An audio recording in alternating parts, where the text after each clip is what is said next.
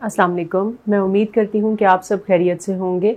बहुत से पेशेंट्स ने क्वेरी ड्रॉप की है कि 2 महीने हो गए हैं पीरियड्स नहीं आए, या 3 महीने हो गए हैं पीरियड्स नहीं आ रहे, या पीरियड्स इर्रेगुलर हो गए हैं। पीरियड्स के बहुत ज़्यादा इश्यूज़ मैसेजेस और इनबॉक्स में आते हैं, जिसका जवाब ये है कि ये एक कॉमन कंप्लेंट है। अगर तो ये फ़र्स्ट टाइम ऐसा हो रहा है कि आपके पीरियड्स में कोई इरेगुलरिटी आ रही है, या पीरियड्स नहीं आए, या स्पॉटिंग हुई है और उसके बाद ख़त्म हो गई है, तो हम इसको ये कंसिडर कर सकते हैं कि आप अपने नेक्स्ट पीरियड के लिए वेट करें। और अगर दोबारा ऐसा ही होता है कि पीरियड्स नहीं आते, तो देन आप अपनी गायनेकोलॉजिस्ट के पास जाएं और कंसल्ट करें। हमारे यहाँ नॉर्मली जब पीरियड्स मिस होते हैं तो एक जो डायग्नोसिस कंसिडर किया जाता है आफ्टर मैरिज, वो होता है कि प्रेगनेंसी हो गई है। पेशेंट्स जो मैरिड कपल्स हैं, मैरिड फीमेल्स हैं, वो बार बार प्रेगनेंसी टेस्ट करते हैं, लेकिन वो नेगेटिव आता है। कुछ पेशेंट्स अपना बीटा HCG का टेस्ट भी करवा लेते हैं कि हमें पीरियड्स मिस हो गए हैं और हमने अपना टेस्ट किया, लेकिन प्रेगनेंसी भी नहीं है और पीरियड्स भी नहीं आ रहे। सो इस सेशन के अंदर जो इन्फॉर्मेशन है या जो टेक होम मैसेज है वो ये है कि अगर पीरियड्स मिस हो रहे हैं तो प्रेगनेंसी के अलावा भी उसके बहुत से रीज़न्स हो सकते हैं। उन रीज़न्स में सबसे जो पहला रीज़न है वो है हार्मोनल इम्बैलेंस।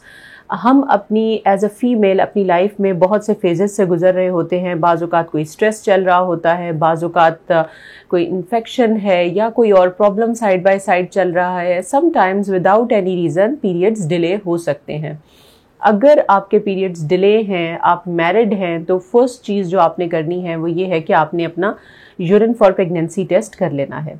अगर urine for pregnancy test negative है तो इट इज़ एडवाइजेबल कि 1 महीने या फॉर द फर्स्ट टाइम अगर पीरियड्स में कोई प्रॉब्लम आया है तो आप उसको इग्नोर करें और आप नेक्स्ट साइकिल पे फोकस करें। अगर तो पीरियड्स खुद ब खुद आ जाते हैं, स्पॉन्टेनियस मेंस्ट्रुएशन रिज्यूम हो जाती है, तो that is okay.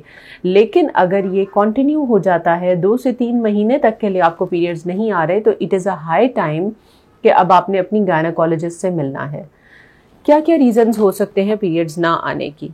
Recent times में जो एक सबसे बड़ा हार्मोनल प्रॉब्लम है, जैसे हम पॉलीसिस्टिक ओवेरियन सिंड्रोम या पॉलीसिस्टिक ओवेरियन डिजीज़ भी कहते हैं, that is a common issue. और इसकी वजह से ओलिगोमेनोरिया यानी पीरियड्स का कम आना या पीरियड्स का मिस हो जाना बहुत ही कॉमन कंप्लेन है।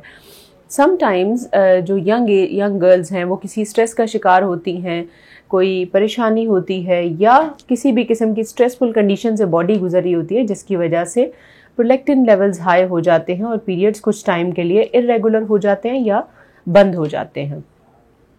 इन एनी केस अगर पीरियड्स सिर्फ 1 महीने मिस हुए हैं तो फर्स्ट थिंग आपने यूरिन फॉर प्रेगनेंसी टेस्ट या बीटा HCG कर लेना है। उसमें अगर प्रेगनेंसी नेगेटिव आती है तो फिर आप you give it a time. अगर तो पीरियड स्पॉन्टेनियसली रिज्यूम होके रेगुलर हो जाते हैं तो no problem at all.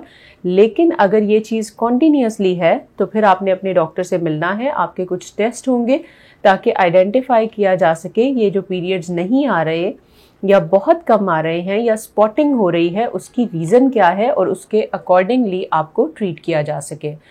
Oligomenorrhoea या एमेनोरिया, सेकेंडरी एमेनोरिया, ये बहुत कॉमन कंप्लेन है, बहुत कॉमन प्रॉब्लम है। पेशेंट रिलेट करते हैं कि पीरियड मिस होने की वजह से हमारा वेट बढ़ रहा है। ये एक अलग सेशन होगा जिसमें हम डिस्कस करेंगे कि पीरियड्स बंद होने की वजह से वेट गेन होता है या वेट गेन होने की वजह से पीरियड्स की इरेगुलरिटी हो जाती है। मैं उम्मीद करती हूँ कि मिस्ड पीरियड्स के बारे में जो सेशन है ये आप लोगों के लिए बहुत हेल्पफुल साबित होगा। मिस्ड पीरियड्स के बारे में अगर आपके कोई भी क्वेश्चंस हैं तो आप कमेंट्स में दे सकते हैं, मैं उसके बारे में आपको गाइड कर दूंगी। Thank you very much.